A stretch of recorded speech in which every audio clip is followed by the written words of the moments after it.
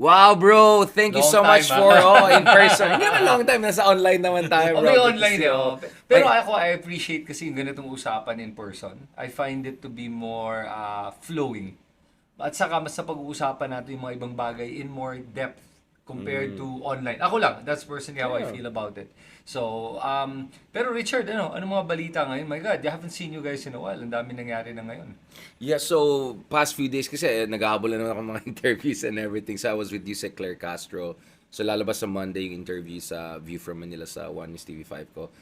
Pinag-usapan namin ng unang-una itong energy crisis at saka ano yung konteksto ng sinabi ni Pangulong Marcos na bukas tayo Duterte. Freudian slip.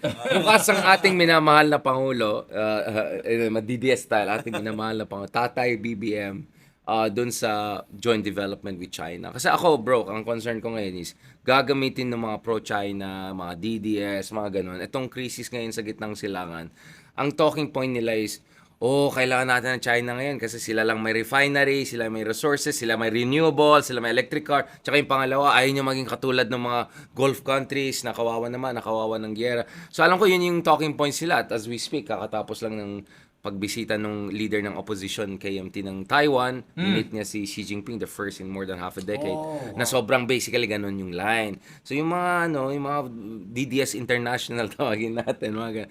Meron na silang talking. So ako naman, sabi ko, ano ba nangyari? Ba't sinabi ni BBM to? Tapos nakisaw-saw pa si Soto, nakisaw-saw pa si Lacson.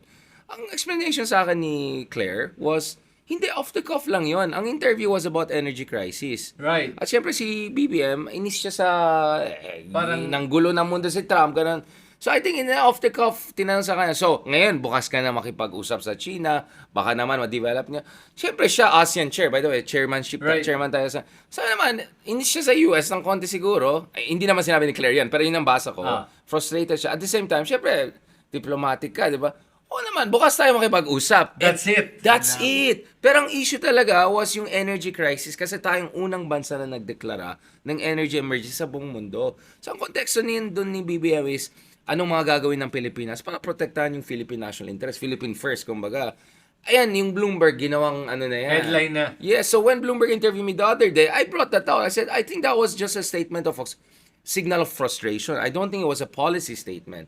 So for me, we have to be very, very vigilant, bro, kasi itong crisis nangyayari sa gitnang silangan, ginagamit ng mga kaibigan natin to push for a certain point. Parang just like yung, gusto niyo mga Ukraine, yung ganon talking points, bro. Ikaw, bro, ano yung mga nakita mong discussion around that? Yun nga, ginagamit yun para takutin tayo. Yung mga bases actually yun ang isa na You're right. tinatanong dapat ba talaga merong EDCA sites dito sa Pilipinas?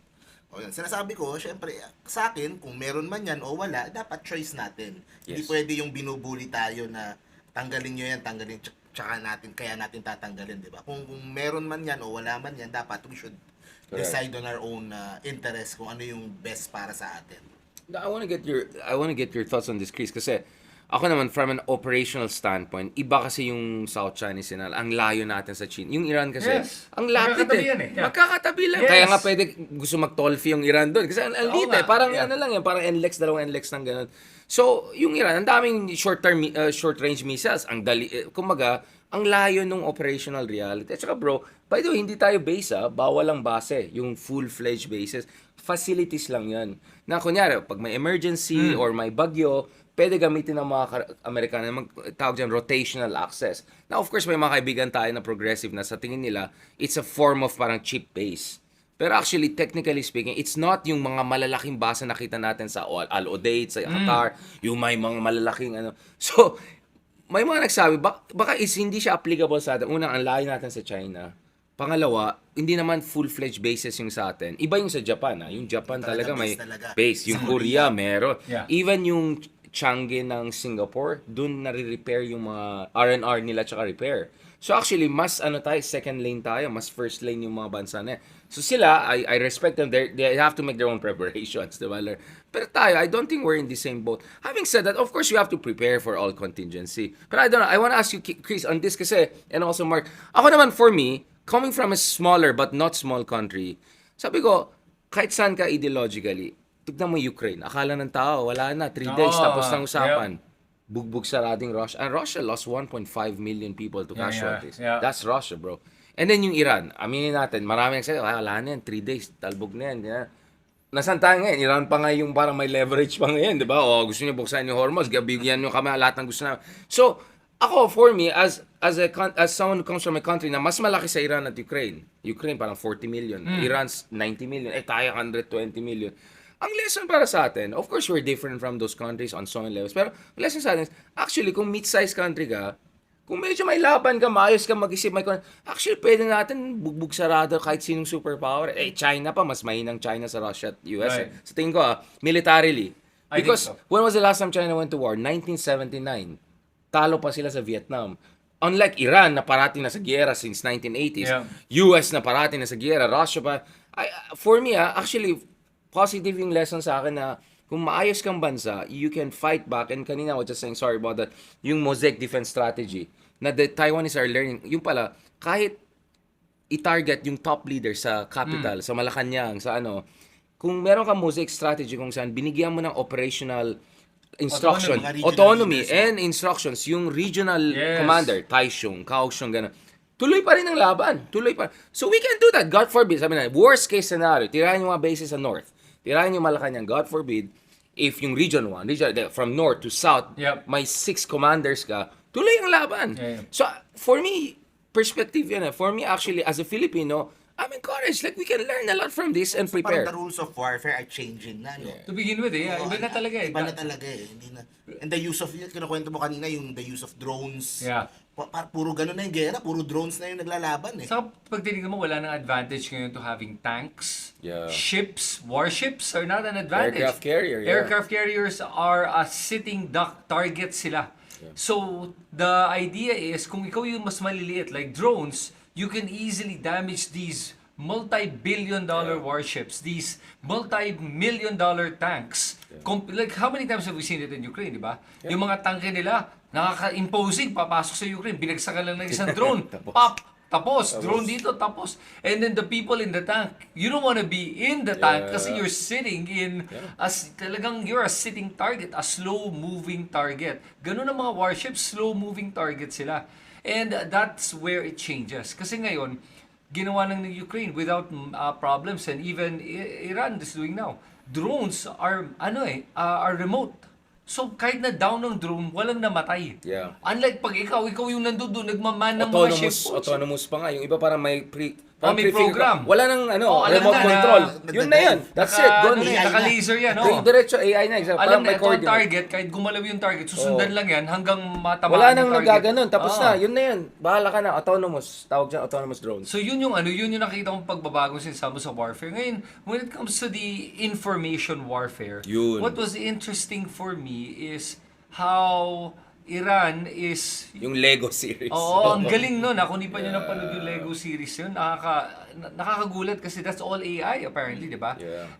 Now, China I know is looking at that. Pero China kasi ay nauna naman talaga sa issue ng mga disinformation. Nauna sa paggagamit ng propaganda. And remember that they do have one of the most powerful tools in propaganda, TikTok. So, and with the power of AI behind it. So, you can rest be assured na gagawin talaga nila yan at ginagawa na nila yan, hindi lang sa Pilipinas, all over the world. What's interesting with what you said, Richard, is that sinabi mo yung mga DDS trolls na nagkakalat ng disinformation or propaganda ng China na parang ikaw mismo, or at least I don't know if it's a perception or reality, na DDS is pro-China. Is that what you're saying? Kasi that's what's coming out from everything you said kanina that caught my attention.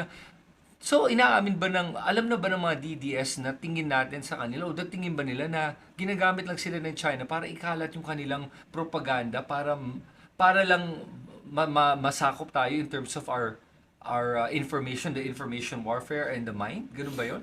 Ako, again, of course, the reality is a bit more complicated. Actually, kung maalala tayo, nung earlier, hindi ko akala ng ibang tao, DDS ako kasi I supported the independent foreign policy of President Duterte. In a sense that, actually, kami pa nga nagsasabi ng matagal, as a progressive, parang idea is, yes, alay tayo ng US, but at the end of the day, dapat may sarili tayong strategic autonomy, hindi lang tayo tuta, hindi lang tayo sunod-sunuran. Kung makipag-ugnayan tayo sa Amerika, dapat mutual, yung mga usual stuff.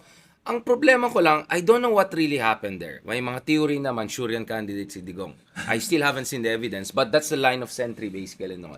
May ibang theory na baka naman yung mga pogo, whatever, something went on there. May theory naman na, hindi, galit lang yung mga DDS sa US dahil si BBM ay pro-US, enemy of my enemy is my friend, ganon. So I think, to be fair, I'm glad you raised that, to just say DDS automatic pro-China, of course, it's a simplification of a much more complicated Okay. process. So, depending on what you, pero ako naman, functionally, ibig sabihin, ano yung effective result ng linya ng mga ibang kaibigan natin? Senador bang tawag ni Ronald? Like, when they question our claim in the West Philippine Sea, but don't question China's claim, anong tawag mo dyan? Medyo suspicious kasi bilang academic, when I write the book, I question parang pros and cons. Yes. This is why the Philippine claims is valid, this is why not. That one, wala akong problema. You can do that, Yes, academic. you can debate it. Pero kung Philippines lang kine-question ko, tapos sinasabi ko pro-Philippines ako, pero never ko kine-question yung China, pero kine-question ko rin yung Vietnam, parang medyo weird yun. Hindi na, fair objective yun. Fair objective, each side, pros and cons. Yun ang hindi ko nakikita. So, ang sinasabi mo, that you're doubting kung ano yung motivation nila. In other words, it's possible, motivation-wise, it could be monetary, it could be some form of... Ideological, yeah. Sure, kung ideological, It's fair, yeah. I mean, for me nga, mas matatanggap ko ba ideological Yeah, kaysa at least- monetary. Kahit at least pa paano, puso mo, paninindigan mo yun yeah. Pero at the same time, as a Filipino kasi sa akin, hindi ko talaga matanggap na kahit sinong Pilipino pinaglalaban ng China over Philippines. Pambihira ka talaga kung Yeah. binenta mo yung bansa mo para lang sa propaganda ng ibang bansa. Binenta mo yung mga kababayan mo. How dare you? Yung parang that's why nawawalan ako ng respeto dito sa mga ibang trolls na mga DDS. Dahil kung sabihin nating hindi pera, hindi daw sila bayaran. So sinasabi mo, ideologically you're aligned with China's yung ba sinasabi mo? That's I'm not sure what's worse. Pero hypocrite din sila. Sorry, just last point. Hypocrite din yung ibang DDS natin kaibigan because I remember si Digong mismo humingi ng tulong kay Trump.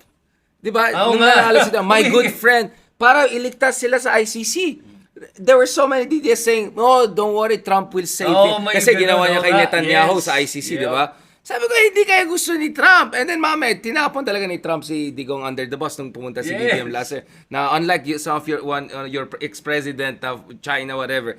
So, hipokrito kayo. Akala ko, kayo, critical kayo sa US, pero pag biglang Trump, Kailangan.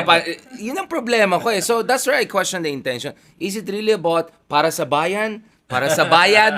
Or, ano ba nangyari dito? Yun ang tanong ko. Yeah, sorry, Mark. Yeah. Hindi, ako, from the start, kahit nung panahon ni Digong, nararamdaman ko doon yung issue na hindi niya mapanalo.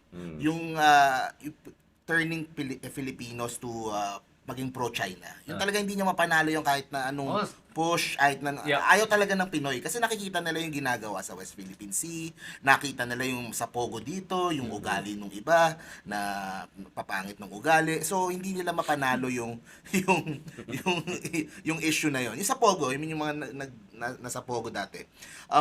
Tapos, itong, ang parati ko sinasabi din sa vlog, ako, pag binabasa ko yung buong away ng Marcos and Duterte after the victory ng Unity Team noong 2022, parang ang laki ng factor para sa akin sa geopolitical divide from the EDCA sites, tapos yung sa akin yung follow the money kung saan nanggagaling Para sa minsan. bayan. Oh.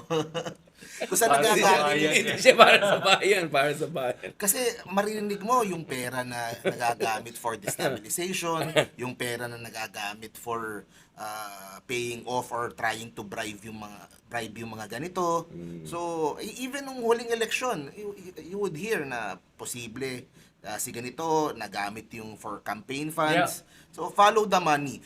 Pero with that being said, 'di ba? Sa akin, sa mga politiko, yung pagdating sa mga chinador, sana wala din naman tayong direct proof that they're receiving To be fair, money. to be fair. diba? So far. Para sa akin, isang way para ma-check sila, tanungin yung politiko na yon about the 9 dash line.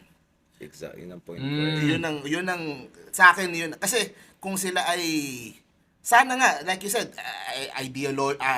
sa ideology lang nila or pero kung bayad sila hindi nila maano yung 9 dash line eh. hindi nila Oo, hindi nila pwede kasi hindi nila bayad pwede eh. i-deny eh. Oo, eh. So I think that's one way to check if our politicians ay nasa pocket ng ibang bansa or ng China. And kasi ginagawa din ng China yan sa ibang bansa eh. Yes. So we just check. Paano ba ginagawa nila diyan? Binabribe lang yung mga ilang officials para makuha nila yung gusto nilang ano. So, bakit hindi natin maiisip na ginagawa din nila yun dito? So, possible din talaga na... Yun nga, if yung kunyari, I'm not saying pero like kunyari, just take, I'm not saying DDS or whatever, like kunyari, yung argument ni Marcoleta, wala naman ang West Philippine Sea sa Google Map. Wala rin naman 9 dash line. So, you know what I'm saying? If you wanna play that game, then be fair. Then question mo yung 9 dash line. Last time I checked, yung 9 dash line pa nga yung illegal sa international. So, do you get what I'm saying? If yung mga DDS, I'm not saying si Marcoleta, pero yung mga nagsusupport sa kanya dun sa argument niya, why not also question the other side? They question Vietnam, they question Philippines. Lahat na lang except China. So, parang weird yun.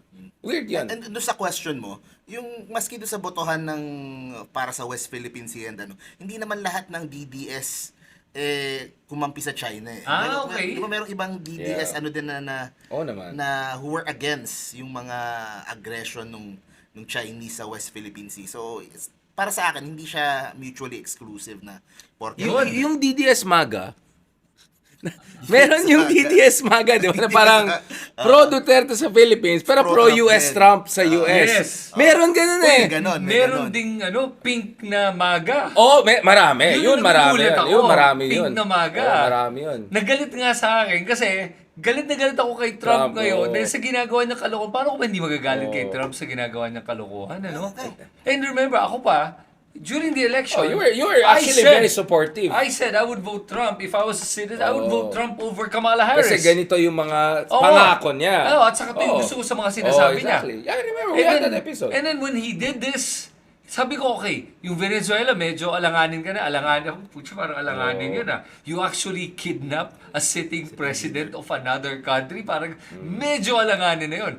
Tapos yung ginawa niya sa Iran, sabi ko, okay, if he can institute regime change, I think the ends doesn't justify the means. Pero kung nagawa niya to, tapos nakalaya ang mga Iranians sa oppression na nakukuha nila, great. Sige na, tanggapin na natin. But his own general said hindi mangyayari yan. I mean, Sinabi na nga na lahat, this is not different. gonna... But he didn't listen to any advice, believing in his own bravado. Tingin niya, 4 days, tapos na to, ganun kabilis, we're so mighty and strong.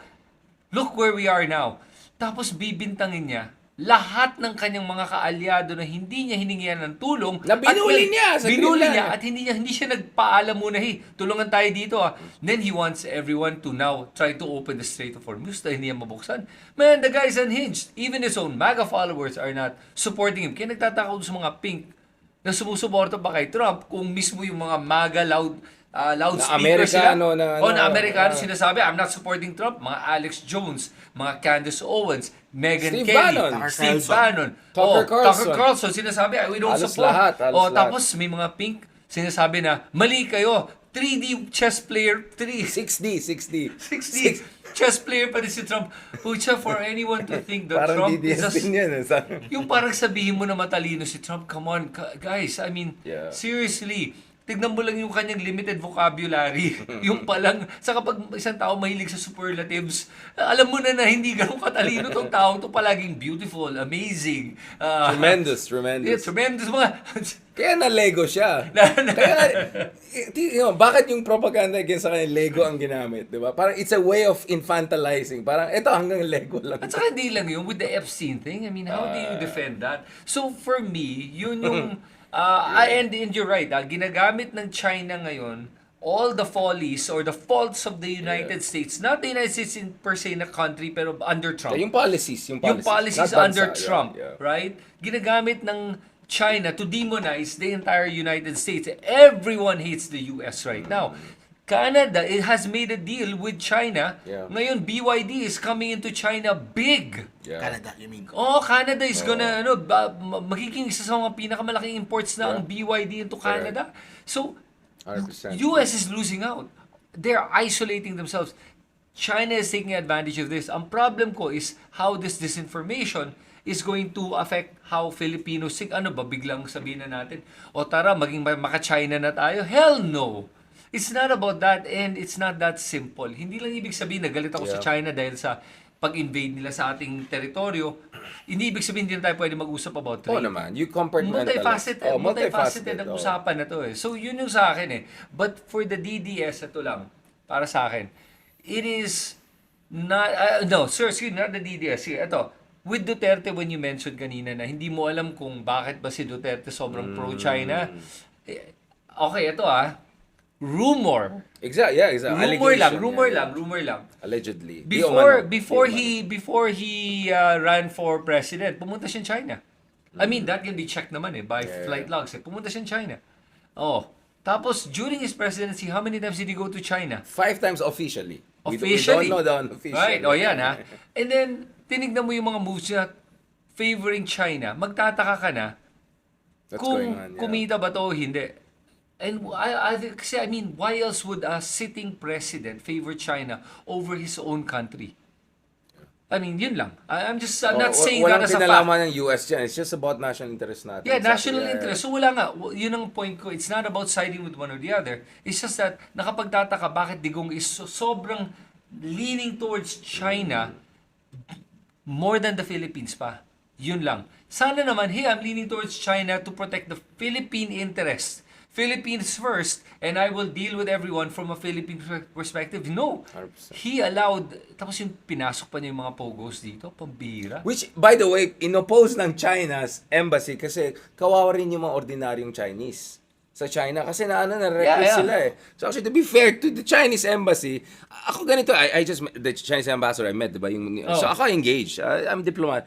At least yung Chinese ambassador, alam ko, interest ng sariling bayan niya. Anong pinoprotekta? At least you can respect, even if I disagree with them, at least I know he's a patriot. Hindi ko masabi about some other people dito sa atin na at least itong Chinese ambassador, he cares about his country's national interest and he's willing to work from there. Eh, yung iba dito, bakit? Di ba? Yun ang problem. But, by the way, kamusta si Shanghai? Ay, sorry. Si Sara Duterte. Meron na ba siyang new statement? Parang walang In statement. Mandarin? Wala rin in Mandarin. Pero meron ba siyang bagong statement dito sa nangyari sa West Philippines or anything? Parang wala akong narinig. Tahimik si Sara ngayon, no? Let's talk less mistake pa. Yung sa di ba? Yung sa interview lang doon sa oil crisis. Yung i-fly in from Manila, Davao, yung ganun ba yun? Yung Hindi, sinabi lang niya na kailangan matigil yung gera para hindi tumaas yung presyo ng gasolina. Tapos, wow. talagang ganun yung pace. Ganun yung pace. Kailangan Tapos, tumigil ang gera para bumaba. Ganun. tapos after nun, kung hindi matigil yung gera, kailangan nating maghanap ng ibang source ng gasolina. Totoo ba yun sa Brunei? Kumuha daw ng Davao kay Bulkiya. Di ba meron din? May sarili ba silang foreign policy na hindi natin Obviously naman, that's all Fake news na naman yan. Obviously naman. Pero what was frustrating is pag marinig mo si Sara Duterte magsalita, honestly, a grade school student could have come up with that same solution. It's not rocket science and she makes it look like parang the DDS make it look like parang siya lang ang may alam ng solusyon. Na responsible. Oo nga, dude. Everyone knows the war stops. Prices will go, normalize again. Everyone knows that we have to look for other sources. Ano kala mo hindi ginagawa ng gobyerno natin yan? I mean, ginagawa naman eh. Siyempre, we don't have control over the war. Yeah.